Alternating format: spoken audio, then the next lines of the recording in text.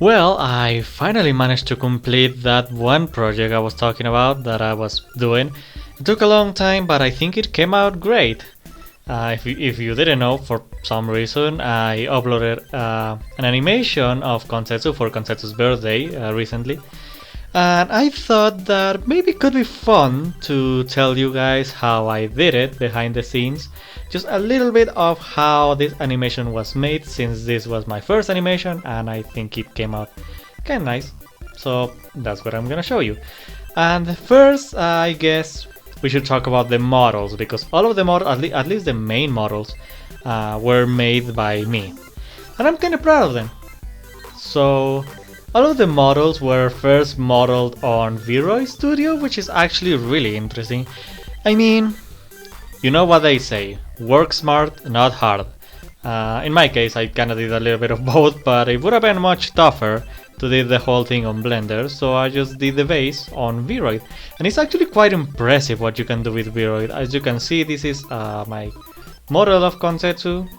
You can probably tell that there's a lot of details and stuff missing, but I mean, the main shape is there. It's kinda very interesting how this guy is actually made. Now you can see on the boots here, like the boots are not the correct size, like at all, but it was kinda needed.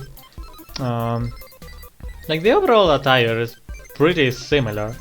There's a little bit of an issue here with the scarf, which is not actually a scarf.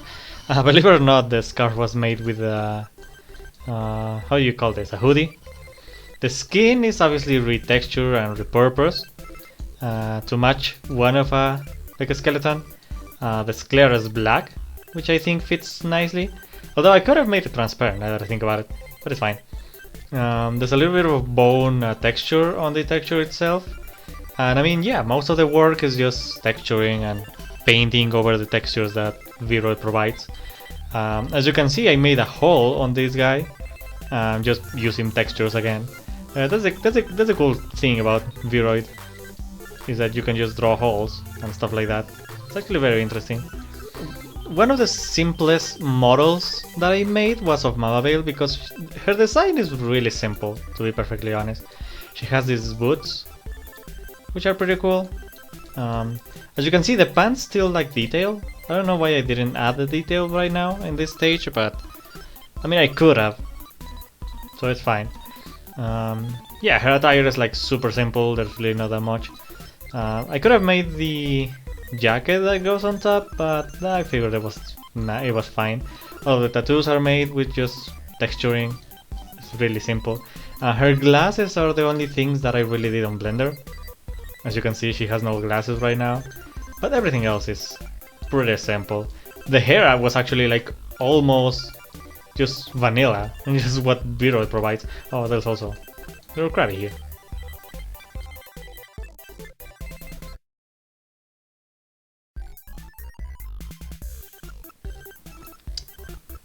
Now, Thorn was also quite simple, because like her design is again not really that difficult. The only real difficult thing was the how you call this, the fishnet.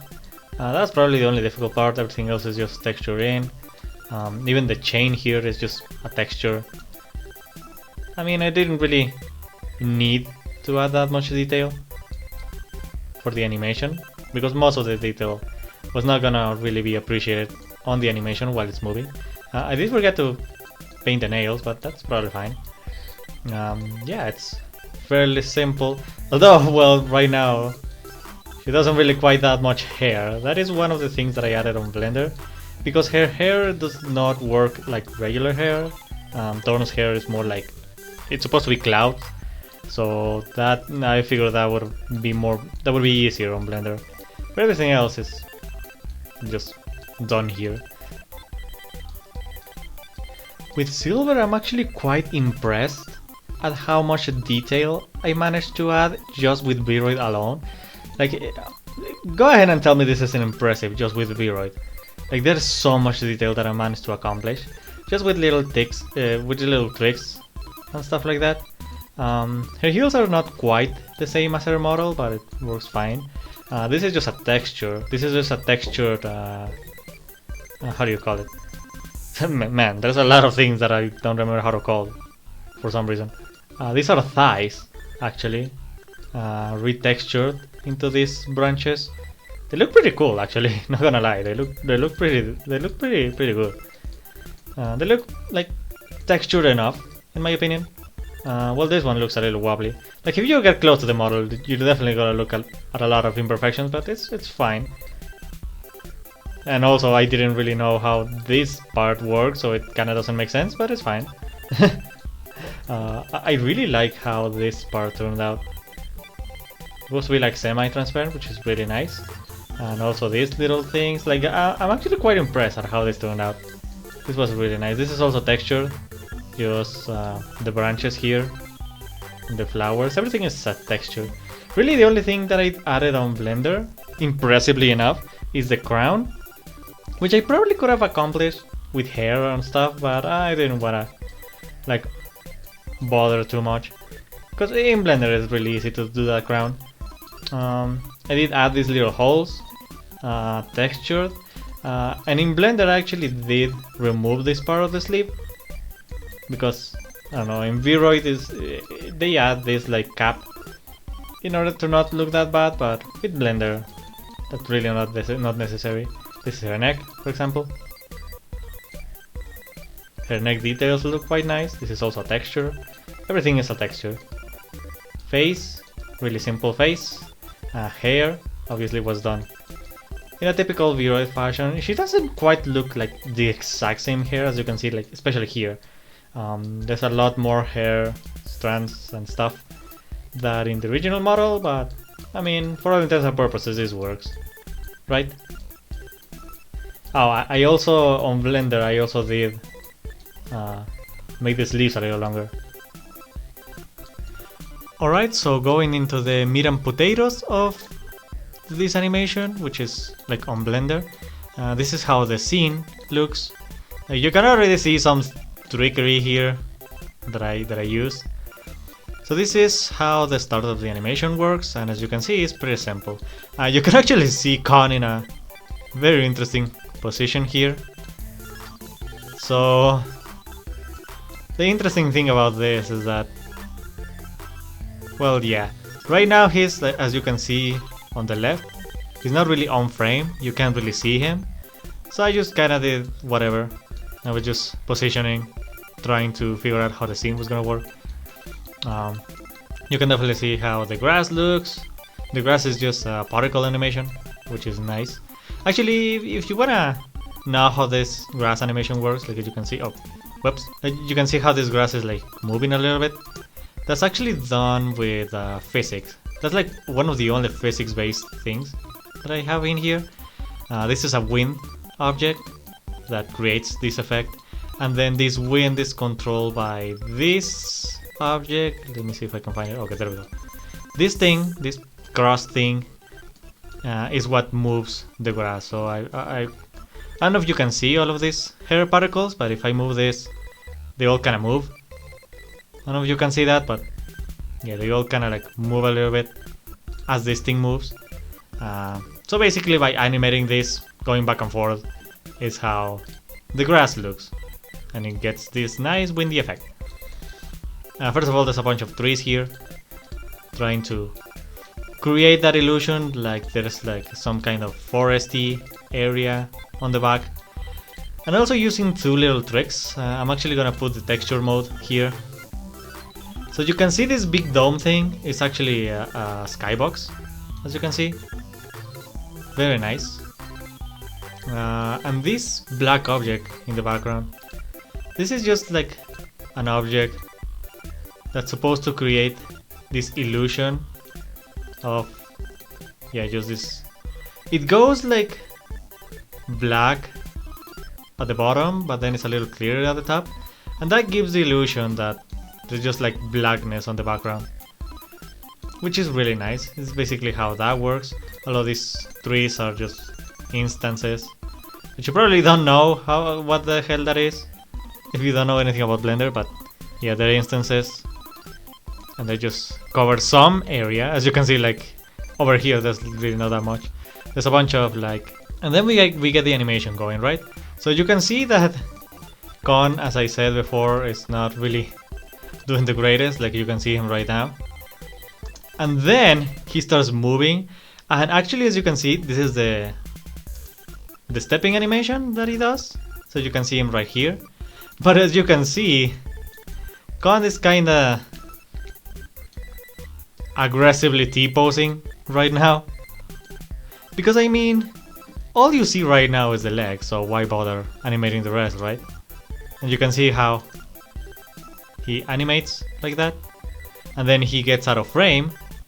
And then he just kinda does that. Like, as you can see, like, you figure that he takes another step, but no, he just starts floating after this. Because again, he's out of frame, so why bother? And then he pretty much just does a leap, like a kind of leap, while again, aggressively T-posing, which I just think is beautiful. And you can see then, he teleports over here, just because I thought this place would be a little bit more interesting to look at. Because it's like closer to these three, and then some of these tombs. Like, I just thought it was interesting to look at. As you can see right now, the camera is focusing on his face, and that also means that, again, some things are really not that correct. Because I don't know if you can see right here, but he's kinda facing the ground. He's not really like on the ground. Again, that's just the little trickery that you do sometimes when you animate stuff. It's really interesting. And also, if I play the animation, you'll see that his feet don't really move, it's only his arms that moves. Because again, you're never gonna see that, so why would we do a full animation? Unless that animation was helpful for later. This is also really interesting because the camera kinda like goes, it was like behind, or not behind, besides Kon. But then it gets over here, as you can see, this is the camera. Sort of to give this like point of view kind of thing. And of course, while this point of view happens, Kon is not moving anymore. Kon is just there. After the point of view finishes, he starts moving again, but just a little bit further, to give this impression that he did keep walking. Also, something interesting that happened here. I don't know if you can see this, but he kind of like bobs up and down a little bit to simulate he's walking. But I don't know if you noticed, but on the second half, he doesn't do that bopping anymore, which makes his animation a lot more static, which is, yeah, that was definitely a problem, but oh well. And then this piece of animation happens, which is actually very interesting because the animation kind of like makes it seem that like he looks in this direction, and then that's where the cave is, because that's what he's looking at. But if you saw earlier, the cave is all the way over here, and on the opposite side. Again, kind of the things that you can get away with when you're animating, just with camera work. I mean, the audience doesn't have to know that the cave is over here, but it works, and that's all that matters. This tree is kind of moving. It's actually the only tree that moves, and this is hand animated, so you can see the animation here, like how this is animated using a skeleton. This thing is called skeleton, by the way. Now you'll see that the last few scenes, which is like, let's put it like 300 or something. So as you can see, these next few scenes are interesting. So these are the scenes all recorded from inside of the cave, and I actually did a new file for this, which is a copy of the original, but I did remove a bunch of stuff. As you can see, this thing is on the other side first of all, so you can kind of see here that is the exact same thing, because at the beginning you can see Kon opening the door, and that basically means that it's taking a little bit to render because it does have more models. But yeah, because I wanted to show this part of the screen when he opens the entrance, I put it on the other side. Interestingly enough, it's not loading at all. Poor computer is having a stroke. It's really struggling, but oh well, it's probably fine. So yeah, and you can see in the first scene, which goes a little bit before. Oh wait, no. Yeah, I think I messed up the animation for when he enters, but it's probably fine. So yeah, he enters, opens the door, and then this is where we start animating. and look at that. Like the animation works fairly well, right? So yeah, you can see a little bit of the trees. I did delete like a bunch of trees and even a floor. As you can see, there was a floor in here. It's not on this one, which makes sense because I don't really need it. And there's something very interesting that happens here. So you can see in the animation how the lights kind of turn on this one. That's just this thing. This is the main light of the area, and as you can see, if I go here, the light intensity goes from 150 watts to 600 watts, which is what gives this really nice lighting to the cave. And that's supposed to be torches being lit up and just some lights that are not actually shown, but they are implied, as these three people start with the birthday thingy. So I'm gonna keep going, and you can see how they start animating. Of course, before they're just static in place, waiting for their turn. Now they're being animated. So as you can see, they're... Oh, actually, here's something really funny. First of all, I'm gonna remove all of these skeletons of these people. Otherwise, you're not gonna see anything. You can kind of see that Mama Veil is either eating or puking Silver's leaf here, because I kind of messed that up. The animation like goes normally. Like if you see it, you're really not gonna see that much. However, if you watch it carefully, you'll definitely see that. First of all, like there's a lot of like this can be forgivable, I feel like, but it's especially when she goes down that, well, she just goes through Mama Veil here. So yeah, that is a little bit of a something. Like look at this. Seriously, this is the funniest thing. Let's see if I can make the textures load. Yep, there we go. There's Mama Veil eating Silver's leaf. That is quite delightful. So the animation goes then to these little guys. I don't think Kon has an official design for his fans, so I just did this little skeleton dude. I think they look quite lovely. And also there's this little stuff right here. This is supposed to be a cherry... what was it? Cherry cheesecake. So you can see all of the cherries here at the top. Looks quite glistening. Looks really kind of delicious, you know. I think it looks alright, I suppose. So yeah, these guys come into play here. They start getting animated here. Like this guy kind of like stumbles, which to be honest, I did rush this animation a little bit. I could have made it a little better. Also, something interesting to note is that there's these three lights here that are supposed to represent. Let's see if I can make it work. Kinda, yeah. There's these three lights that represent the torches lit up. I mean, they're barely there, but they are there. Just a little nice addition to this thing. And then all three get to say a few words to Konzetsu. So first is Thorn. You can see her right. Oh wait, I kinda messed that up. Yeah, the skeleton dudes. Him almost dropping the cake. And then there's Thorn moving a little bit and then saying her line. Now there's Silver saying her thing, and finally there's Mama Veil. So as you can see, she kind of like goes into position as soon as her turn is. Like before her turn, I just don't care what they do. So they kind of like stay in the other position, and then as soon as it's their turn, they go back. They go to the position I want. Also, I did notice that I made all three lean to this direction, which is not the best, but oh well. This is the last scene, where they do have like a super subtle movement in this last section, but like it's like barely. Just to give it some life, but I mean, you're mostly focusing on Kon in this shot, so this is just like a real extra. Also, fun fact, there's a cherry here. Hidden cherry. Look at this. Hidden cherry. This is so the way that the cake is made is with particles.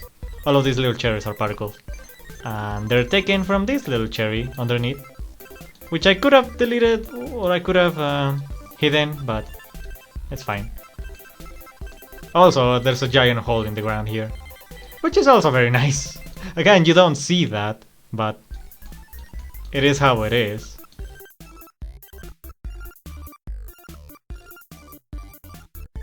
I did render the animation in parts, in sections. Like I would render like this section, then this section, like maybe like 100 frames each section. That way I didn't lose anything, because the rendering took a while, let me tell you. Like each frame of the render takes like roughly, like I want to say like 10 to 15 minutes, so there's 700 frames, more than 700 frames, so it's quite a lengthy animation, and this is not even, this is a short animation, so oh my goodness, it was definitely something. Also, there's all of the light sources. This entrance of the cave, you don't really see it that much, but it looks kind of stupid. Let's be honest, no cave has this kind of entrance. This looks like the entrance of the Teletubbies cave, or whatever it's called. Like this does not look natural, but oh well. I went with it because you mostly just see this. And it's like, okay, well, this is kind of acceptable. Like you can kind of tell that this is an entrance. You don't need to know that this is like a tube. So it's fine. And obviously the sounds and all, they were all made on post editing. I just added them in and it was nice. I did like have to like stretch some scenes and then shorten a couple just to match the voices. Because it's kind of difficult to match voices in Blender, to be perfectly honest, at least with my computer. Because this animation actually looks fairly slow, like it looks like the pacing that I kind of wanted. But then when you actually see the result of this render, it's much faster. Because my computer is just struggling, like you can look at this. 6 FPS, like that is not the greatest thing in the world, but oh well. I think that it was nice. As a first attempt for an animation, I think this was fine. I like how it turned out. If you have any questions about this, let me know in the comments. Also, silver does have a tail. I just never used it for this one. Which is why it's white. Because why bother if I'm not gonna use it. So yeah, it is how it is. So yeah. And if for some reason you want to learn more about Blender, I guess also let me know. I could make a couple of tutorials and stuff. Maybe. Although I feel like there's already way more than enough tutorials on Blender, but oh well. You guys tell me about it. Anyway, see you guys on the next one.